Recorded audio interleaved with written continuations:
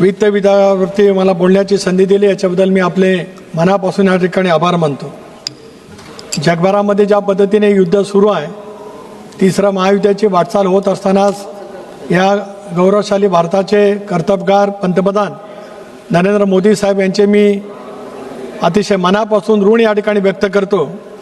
एक सुस्पष्ट निवेदन लोकसभेच्या सभागृहामध्ये त्यांनी त्या ठिकाणी करून देशाची असलेली वास्तवता, देशाची असलेली स्थिती, जगभरामध्ये निर्माण झालेली स्थिती, वेगवेगळ्या आखाती राष्ट्रांच्या प्रमुखांशी त्यांनी केलेला संवाद याच्याबद्दलचं सुस्पष्ट असं निवेदन पंतप्रधान महोदयांनी या ठिकाणी दिलं। ते देत असतानाच त्यांनी या देशातल्या शेतकऱ्यांची काळजी घेतली। पावसाचा आता हंगाम जवळ आला आहे, खरीपाचं पीक येईल, अशा वेळेला खताचा पुरवठा, बियाणं या संदर्भातला उल्लेख करण्याचा अतिशय उल्लेख योग्य पद्धतीने पंतप्रधान महोदयांनी केला आणि देशातील कष्टकरी असलेल्या शेतकरी बळीराजासाठी केंद्र सरकार काही पद्धतीने ठामपणाने पावलं उचलणार आहे। ते बियाणं असेल, खत असेल, युरियाचं असेल, डीपीचं असेल, या सर्व बाबतीमध्ये त्यांनी जी काही खबरदारी घेण्याचा निर्णय त्या ठिकाणी घेतला त्याबद्दल तमाम शेतकऱ्यांच्या वतीने मी त्यांचे ऋण या ठिकाणी व्यक्त करू इच्छितो आहे। त्याचबरोबर इंधनाचा प्रश्न आहे, गृहिणींच्या बाबतीमध्ये आहे, गॅसचा तुटवडा झाल्याच्या नंतर उद्योग काही धंदे त्या ठिकाणी बंद होऊ शकतील, याच्यासाठी हायड्रल पॉवर निर्मितीसाठी त्यांनी वेगवेगळा कार्यक्रम त्या ठिकाणी घोषित केला। अशा पद्धतीची स्थिती ज्याला निर्माण होत असते त्याला कणखर नेतृत्व देशाचं कशामध्ये असावं याचं एक उत्तम उदाहरण मोदी साहेबांनी त्या ठिकाणी दाखवलं। हे करत असतानाच आखाती राष्ट्रांच्या मध्ये खूप मोठ्या प्रमाणावरती त्या ठिकाणी आज आपल्या देशातील नागरिक आहेत। माझ्या लोकसभा मतदारसंघातील अनेक मुस्लिम बांधव, वेगवेगळ्या धर्माचे बांधव आज आखाती राष्ट्रामध्ये आहेत। त्यांच्यामध्ये एक भीतीचं सावट आहे। अशा 1 लाख लोकांना त्यांनी या देशामध्ये आणण्याचा प्रयत्न केला। ते आल्याच्या नंतर इथल्या रोजगाराच्या बाबतीमध्ये नेमकं काय केलं पाहिजे या संदर्भातलं धोरण त्यांनी त्या ठिकाणी केलेलं आहे। मला त्यांचे आभार मानले पाहिजेत, परराष्ट्र मंत्रालयाचे सुद्धा आभार मानले पाहिजेत। ज्या ज्या वेळेला माझ्या मतदारसंघातील मुस्लिम तरुण वेगवेगळ्या आखाती राष्ट्रांच्या मध्ये होते त्यांना परत यायचं होतं, त्या संदर्भामध्ये आपल्या अंबासेनी घेतलेली भूमिका ही अतिशय योग्य पद्धतीची त्या ठिकाणी ठरली, त्याचा सुद्धा उल्लेख या त्यानिमित्ताने मी करू इच्छितो आहे। आज हे बोलत असतानाच ज्या कोकणातला मी आलो, परंपरागत काजू आणि आंबाचं उत्पादन करणारा माझा कोकणचा भाग आहे। मोठ्या प्रमाणावरती निर्यात त्या ठिकाणी होते। कोकणातला हापूसचा आंबा जगभरामध्ये प्रसिद्ध आहे। अशा वेळेला 90% पीक घ्यावायला गेलेलं आहे। राज्याचे मुख्यमंत्री देवेंद्रजी फडणवीस, उपमुख्यमंत्री सुनेत्राबाई पवार यांच्या नेतृत्वाखाली कोकणातल्या सर्व लोकप्रतिनिधींची बैठक त्या ठिकाणी बोलवली होती। विधानसभेचं अधिवेशन उद्या संपेल, त्याला राज्य सरकार काय मदत करणार आहे त्याचं धोरण त्या ठिकाणी केलं जाईल। केंद्र सरकारला माझी विनंती आहे, कोकणावरती आलेला प्रसंग, त्याच्यामुळे निर्यातून मिळणारं आपल्याला परकीय चलन याच्यावरती मोठ्या प्रमाणावरती फटका त्या ठिकाणी बसणार आहे। अशा वेळेला कोकणातील आंबा, काजू, नारळ, सुपारी उत्पादक शेतकऱ्यांना ज्यावेळेला राज्य सरकार मदत करेल त्यावेळेला केंद्र सरकारला, आज आमचे बिहारचे नेते या ठिकाणी उपस्थित आहेत नरेंद्र सिंगजी, त्यांना सुद्धा विनंती करतो की केंद्र सरकारने सुद्धा मोठ्या प्रमाणावरची मदत ही काजू आणि आंबा उत्पादक शेतकऱ्यांना देण्याच्या दृष्टीकोनातून एक सकारात्मक भूमिका घेतली तर देशाच्या उत्पन्नामध्ये भरीव पद्धतीची मदत करणाऱ्या कोकणवासियांना दिलासा त्या ठिकाणी मिळू शकतो आहे।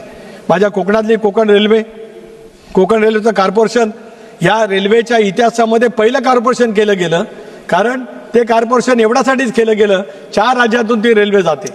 अशा वेळेला ते भागभांडवल त्या राज्याने उपलब्ध करून दिलं, पण कोकण रेल्वेला मिळणारं उत्पन्न, त्याच्यातून होणारा खूप मोठ्या प्रमाणावरचा फायदा हे जर का आपण बघितलं तर त्याचं भारतीय रेल्वेमध्ये वर्गीकरण करण्याची, मर्जिंग करण्याची आवश्यकता मोठ्या प्रमाणावरती आहे। हा मी मुद्दा मांडला, रेल्वे मंत्र्यांनी त्या बाबतीमध्ये आश्वस्त त्या ठिकाणी केलं, पण तरी सुद्धा काही राज्य त्या बाबतीमध्ये सकारात्मक भूमिका त्या ठिकाणी घेत नाहीत।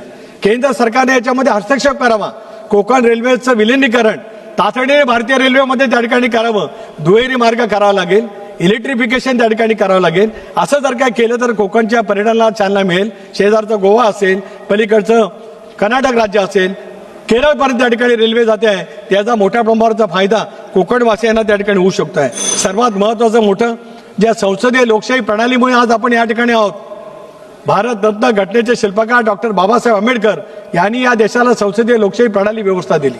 1927 साली 2020 मार्च रोजी डॉक्टर बाबासाहेब आंबेडकरांनी मनुस्मृती बाजूला सारत सामाजिक समतेचा हुंकार माझ्या रायगड जिल्ह्यातल्या महाड तालुक्यातल्या ऐतिहासिक चौदार तळ्यावरती दिला।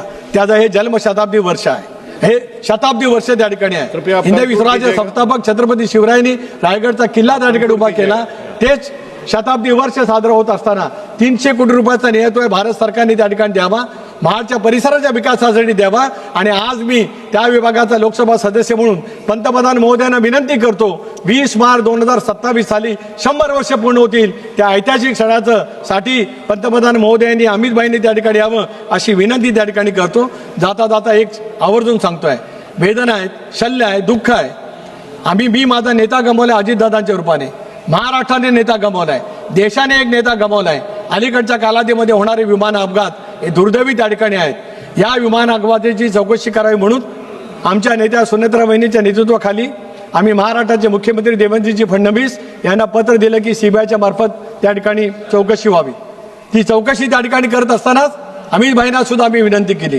कालच मी राम नायडू साहेब इथंच बसतात, त्यांना विनंती केली की लवकरात लवकर तो अहवाल त्या ठिकाणी यावा. जे त्या बाबतीमध्ये आरोप केले जातात, वेगवेगळ्या पद्धतीची भूमिका मांडली जाते, याच्यासह त्याची चौकशी त्या ठिकाणी व्हावी. आणि अजितदादांच्या मृत्यूच्या बाबतीमध्ये जे काय सुस्पष्ट अहवाल असेल तो राज्यातल्या जनतेला नव्हेच तर देशाला, जनतेला त्या ठिकाणी कळावा अशी राष्ट्रवादी काँग्रेस पक्षाचा अध्यक्ष म्हणून, दादांचा सहकारी म्हणून, महाराष्ट्राचा एक नागरिक म्हणून या निमित्ताने विनंती करू इच्छितो आहे. आपण मला बोलायची संधी दिलीत त्याच्याबद्दल मी आपले सर्वांचे आपले आभार मानतो. धन्यवाद. जय हिंद, जय महाराष्ट्र, जय भीम. यूट्यूबवर सुद्धा रायगड टाइम्स सर्च करा आणि पहा रायगडच्या कानाकोपऱ्यातील प्रत्येक बित्तम बातमी. आणि हो, लगेचच सबस्क्राईब बटनवर क्लिक करायला विसरू नका. रायगड टाइम्स, आपलं चॅनल, आपला आवाज.